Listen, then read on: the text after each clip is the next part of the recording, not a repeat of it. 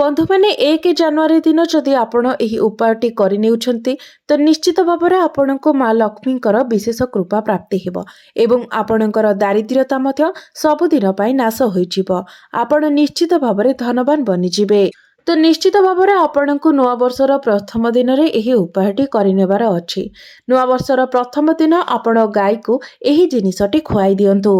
निश्चित भाବରେ समस्त प्रकारर संकट ठारो आपणको मुक्ति मिलिबो। संपूर्ण वर्षटी आपणको धनर अभाव हेब नाही। बंधु मानी नूतन वर्षर प्रथम दिन रे जदि आपण किछि पुण्य कार्य करंती तो यह आपणको निश्चित भाବରେ वर्ष सारा शुभ फल प्रदान करिथाय। नूतन वर्ष प्रथम दिन रे जदि आपण तीर्थ जल रे स्नान करंती, दान करंती, जो माने असहाय व्यक्ति अटंती सेमाननको सहाय्य करंती, वृक्षरोपण करंती, एभली किछि कार्य करंती तो निश्चित भाବରେ आपणको एहार पुण्य फल सारा वर्ष प्राप्ति होइथाय। दिन गाय को चुपचाप खुआई दियंतु एही गोटिए जिनिस तुरंत ही जीवनर सब समस्या दूर होइजिबो। आपनको माँ लक्ष्मी एवं भगवान विष्णुଙ୍କର विशेष कृपा प्राप्ति हेबो एवं माँ लक्ष्मी को कृपारु आपणकर घर धन धान्य रे भरपूर होइजिबो एवं आपणकर समस्त मनोकामना मध्य पूर्ण होइजिबो। तेबे बंधु माने भिडियोटी रे आगो को बढ़ेबा पूर्वरु भिडियोटी को लाइक करी चैनल टी को सब्सक्राइब करी दियंतु एवं कमेंट बॉक्स रे भक्ति एवं श्रद्धार सहित जय श्री विष्णु जय माँ लक्ष्मी निश्चय लिखंतु। तेबे बंधु माने आसंतु जानि नेबा गायर सेवा किपरि करबा उचित एवं केउ गाय को कोन खाइबा को देबा द्वारा आपनको गृह रे धनर वृद्धि होइथाय। बंधु माने शास्त्र रे गाय को गोमाता बोली वर्णना करा जायछि एवं समस्त देवादेवी माने मध्य गोमातार पूजा करिथांती। गायर 5टी द्रव्य जहाँकि गोबर, गोमूत्र, दही, दुग्ध एवं घी एही 5टी द्रव्य को अत्यंत पवित्र बोली माना जायथाय। बंधु माने आपण माने होय तो जानती किंबा न जानती गोबररु बेल गछर उत्पत्ति होईछि एवं सेथिरे माँ लक्ष्मी वास करिथांती। सेथिपाई बेल वृक्ष को श्री वृक्ष बोली मध्य कुहा जायथाय। एही गोबररु पद्म फूलर मंजीर मध्य उत्पत्ति होईछि। आपण माने जानिथिबे प्राचीन कालरु ही प्रत्येक मांगलिक कार्य रे क्षीरर व्यवहार करा जायथाय एवं सब मांगलिक पदार्थ मध्य दहीरु उत्पन्न होईछि। घीयरु अमृतर उत्पत्ति होईछि जहा समस्त देवादेवींकर तृप्तिर साधन होइथाय। गोमातांकर शरीर रे 33 कोटी देवादेवींकर निवास होइथाय। गायटी अत्यंत निर्मल, शांत, पवित्र एवं निष्पाप प्राणी होइथाय। यजुर्वेद रे गाय को आमर पालन पोषण करुथिबा कामधेनु माता बोली कुहा जायथाय। गायर दर्शन मात्र ही मनुष्यर हजारे पापर नष्ट हो जाइथाए। सेथिपाई एही निष्पाप गोमाता उपरे कदापि भी अत्याचार करिबा उचित नुहे। गाय को मारिबा किंबा कोनोसी प्रकारर कष्ट देबा केबे भी उचित होई नथाय। एहा द्वारा आपण बहुत बड़ पापर भागी होइथांती। जो मनुष्य बिना स्वार्थ रे गोमातांकर सेवा करिथाय सेही मनुष्य को जीवन रे समस्त प्रकारर सुख सुविधा प्राप्त होइथाय एवं मृत्यु परे सेही व्यक्ति को गोलोक मध्य प्राप्त होइथाय। जो नारी गृह रे बना जाइथिबा प्रथम रुटीटी को गाय को खुआई थाय सेही नारी सारा जीवन अयुषु लक्षणी होई रहिथाय। तार सिंदूर को सर्वदा भगवान रक्षा करिथांती।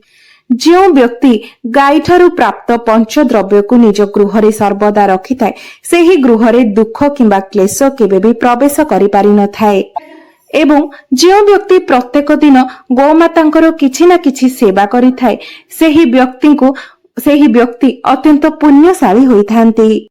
शास्त्र रे गोमाता को माँ लक्ष्मीकर स्वरूप बोली माना जायथाय। सेथिपाई गोमातांकर पूजा करबा द्वारा आपणकर जीवनरु दारिद्र्यता दूर होई जायथाय। प्राचीन कालरु ही गोमातांकर सेवा करिबार परंपरा रही आसी अछि एवं प्राचीन काल रे मुनि ऋषि माने मध्य निजर कुटीर रे गोमाता को रखी तांकर सेवा करुथिले एवं प्राचीन काल रे राजा महाराजा माने मध्य गोदान करुथिले कारण गोदान करबा द्वारा अनेक जन्मर पाप नष्ट होई जायथाय एवं मनुष्य को मोक्ष मध्य प्राप्त होइथाय। ଗୋମାତାଙ୍କର ଦର୍ଶନ ମଧ୍ୟ ଅତ୍ୟନ୍ତ ଶୁଭ ହୋଇଥାଏ। ଶାସ୍ତ୍ରରେ ବର୍ଣ୍ଣନା ରହିଛି ଯେ ଯଦି ଆପଣ ସକାଳୁ ଉଠି ପ୍ରଥମେ ଗୋମାତାଙ୍କର ଦର୍ଶନ କରନ୍ତି ତେବେ ଆପଣଙ୍କୁ ଅନେକ ପୁଣ୍ୟ ପ୍ରାପ୍ତି ହୋଇଥାଏ। ଏବଂ ସକାଳୁ ଯଦି ଆପଣ ଗୋବରର ଦର୍ଶନ କରନ୍ତି ତେବେ ଆପଣଙ୍କୁ ଲକ୍ଷ୍ମୀ ପ୍ରାପ୍ତି ହୋଇଥାଏ। ଯଦି ଆପଣ କୌଣସି କାର୍ଯ୍ୟରେ ଯାଉଛନ୍ତି ଏବଂ ଗଲାବେଳେ ଆପଣଙ୍କୁ ବାଟରେ ଗୋମାତାଙ୍କର ଦର୍ଶନ ହେଉଛି କିମ୍ବା ଆପଣଙ୍କର ସାମ୍ନାରେ ଗୋମାତା ଚାଲି ଯାଉଛନ୍ତି ତେବେ ସେହି କାର୍ଯ୍ୟରେ ନିଶ୍ଚୟ ଭାବରେ ଆପଣଙ୍କୁ ସଫଳତା ମିଳିଥାଏ।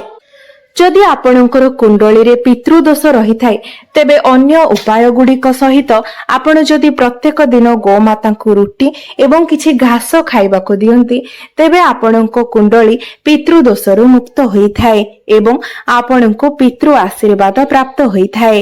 ଏବଂ ଯଦି ଆପଣଙ୍କର ଜାତକରେ ଶନି ଦୋଷ ଲାଗିଛି, ଶନି 7.5, ଶନି 2.5 କିମ୍ବା ଆପଣଙ୍କର କୁଣ୍ଡଳୀରେ ଶନି ନୀଚ ସ୍ଥିତିରେ ରହିଛନ୍ତି ତେବେ ଆପଣ ପ୍ରତ୍ୟେକ ଶନିବାର ଦିନ କଳା ରଙ୍ଗର ଗାଈକୁ ରୁଟି ଏବଂ ଚାରା ଖାଇବାକୁ ଦିଅନ୍ତୁ।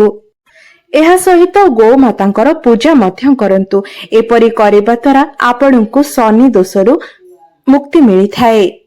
ବନ୍ଧୁମାନେ, ଯଦି ଆପଣଙ୍କର କୁଣ୍ଡଳୀରେ ଶୁକ୍ର ଗ୍ରହଙ୍କର ସ୍ଥିତି ଦୁର୍ବଳ ରହିଥାଏ ତେବେ କୁଣ୍ଡଳୀରେ ଶୁକ୍ରଙ୍କର ସ୍ଥିତି ମଜବୁତ କରିବା ପାଇଁ ଆପଣ ପ୍ରତ୍ୟେକ ଦିନ ଧଳା ରଙ୍ଗର ଗାଈକୁ ସକାଳେ ପ୍ରସ୍ତୁତ ହୋଇଥିବା ରୁଟି ଖୁଆନ୍ତୁ। ଏପରି କରିବା ଦ୍ୱାରା ଆପଣଙ୍କର କୁଣ୍ଡଳୀରେ ଶୁକ୍ର ଗ୍ରହଙ୍କର ସ୍ଥିତି ମଜବୁତ ହୋଇଥାଏ। ଏବଂ ଯଦି ଆପଣଙ୍କର କୁଣ୍ଡଳୀରେ ବୁଧ ଗ୍ରହ ଖରାପ ସ୍ଥିତିରେ ରହିଛନ୍ତି କିମ୍ବା ଦୁର୍ବଳ ଅବସ୍ଥାରେ ରହିଛନ୍ତି ତେବେ ଆପଣ ପ୍ରତ୍ୟେକ ବୁଧବାର ଦିନ ଗୋମାତାଙ୍କୁ ସବୁଜ ଚାରା ଖାଇବାକୁ ଦିଅନ୍ତୁ।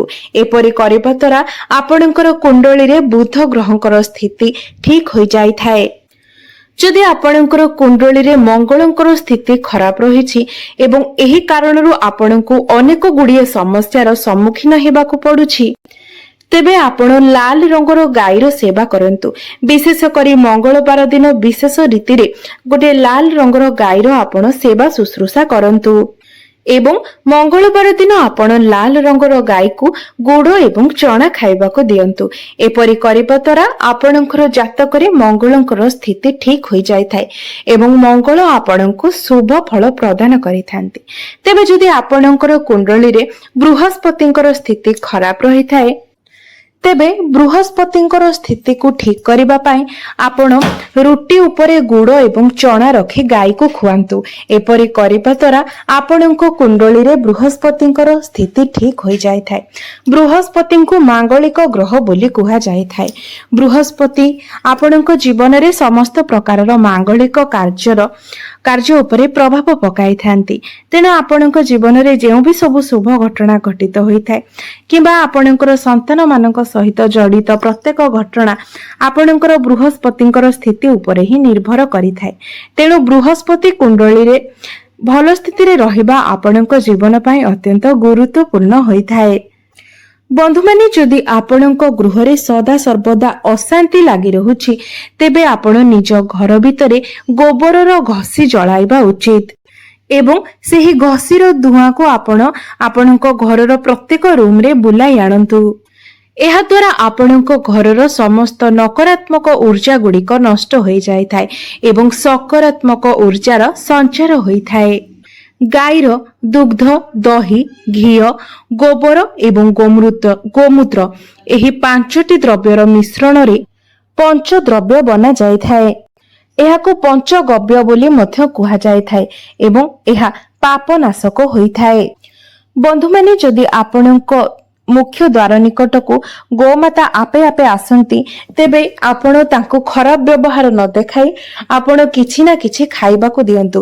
ବିଶେଷ କରି ଆପଣ ଯଦି ପାରୁଛନ୍ତି ଗୋମାତାଙ୍କୁ ରୁଟି ଖୁଆନ୍ତୁ। ଏପରି କରିବା ଦ୍ୱାରା ଆପଣଙ୍କୁ ସୌଭାଗ୍ୟ ପ୍ରାପ୍ତି ହୋଇଥାଏ।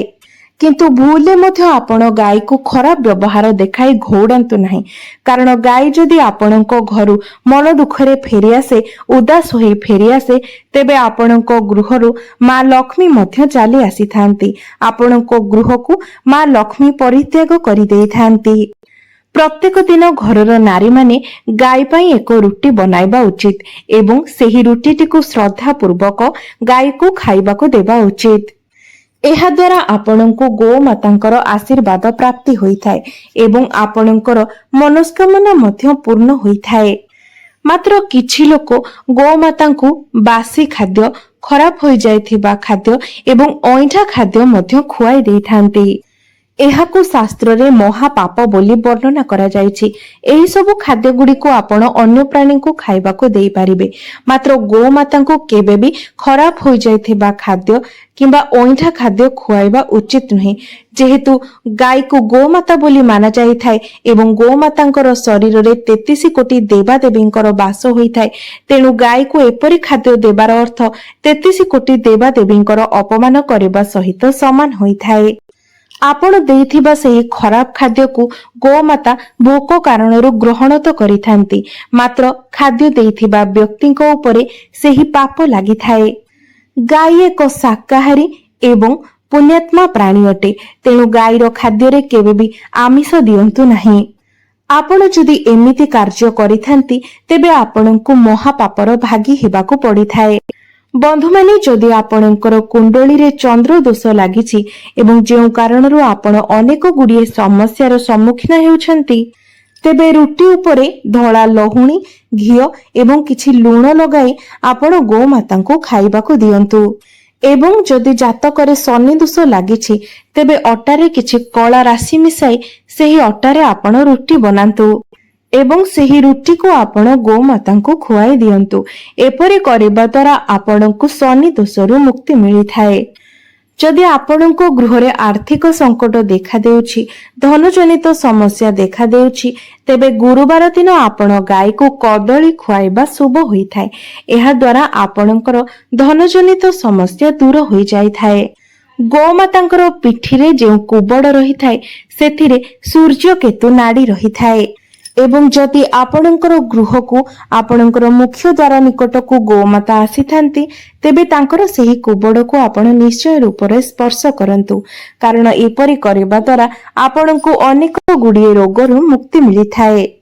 ଶାସ୍ତ୍ରରେ ବର୍ଣ୍ଣନା କରାଯାଇଛି, ଯେଉଁ ବ୍ୟକ୍ତି ନିଃସ୍ୱାର୍ଥପର ଏବଂ ଶ୍ରଦ୍ଧା ଭାବ ନେଇ ଗୋମାତାଙ୍କୁ ସେବା କରିଥାଏ, ସେହି ବ୍ୟକ୍ତି ମୃତ୍ୟୁ ପରେ ଗୋମାତାଙ୍କର ଲାଞ୍ଜକୁ ଧରି ବୈତରଣୀ ନଦୀ ପାର କରି ଯାଇଥାଏ। ସେହି ବ୍ୟକ୍ତିଙ୍କର କେବେ ବି ଅକାଳ ମୃତ୍ୟୁ ହୋଇନଥାଏ ଏବଂ ସେହି ବ୍ୟକ୍ତିଙ୍କୁ ସୌଭାଗ୍ୟ ପ୍ରାପ୍ତି ହୋଇଥାଏ। ଯଦି ଆପଣଙ୍କୁ ଦୁର୍ଭାଗ୍ୟ ପିଛା ଛାଡୁନାହିଁ, ସର୍ବଦା ପ୍ରତ୍ୟେକ କାର୍ଯ୍ୟରେ ଆପଣଙ୍କୁ ବିଫଳତା ହିଁ ହାତ ଲାଗୁଛି, ତ ଆପଣ ହାତରେ ଗୁଡ଼ ରଖି ଗୋମାତାଙ୍କୁ ଚଟାନ୍ତୁ। ଏପରି କରିବା ଦ୍ୱାରା ଆପଣଙ୍କର ଶୋଇ ରହିଥିବା ଭାଗ୍ୟ ଜାଗ୍ରତ ହୋଇଥାଏ ଏବଂ ଆପଣଙ୍କୁ ପ୍ରତ୍ୟେକ କାର୍ଯ୍ୟରେ ଆପଣଙ୍କ ଭାଗ୍ୟର ସାଥ ମିଳିଥାଏ। ଆପଣ ଯଦି ଗୋମାତାଙ୍କୁ ରାଶି ଲଡୁ କିମ୍ବା ରାଶିରେ ପ୍ରସ୍ତୁତ କୌଣସି ବି ଦ୍ରବ୍ୟ ଖାଇବାକୁ ଦିଅନ୍ତି, ତେବେ ଆପଣଙ୍କୁ ଅଖଣ୍ଡ ସୌଭାଗ୍ୟ ପ୍ରାପ୍ତି ହୋଇଥାଏ। ତ ବନ୍ଧୁମାନେ, ଆପଣମାନଙ୍କୁ ଯଦି ମୋର ଏହି ଭିଡିଓଟି ଭଲ ଲାଗିଥାଏ, ତେବେ ଭିଡିଓଟିକୁ ଲାଇକ୍ କରି ଚ୍ୟାନେଲଟିକୁ ସବସ୍କ୍ରାଇବ କରିଦେବେ ଏବଂ କମେଣ୍ଟ ବକ୍ସରେ ଭକ୍ତି ଏବଂ ଶ୍ରଦ୍ଧାର ସହିତ ଜୟ ଶ୍ରୀ ବିଷ୍ଣୁ, ଜୟ ମା ଲକ୍ଷ୍ମୀ, ଜୟ ଗୋମାତା ନିଶ୍ଚୟ ଲେଖିବେ।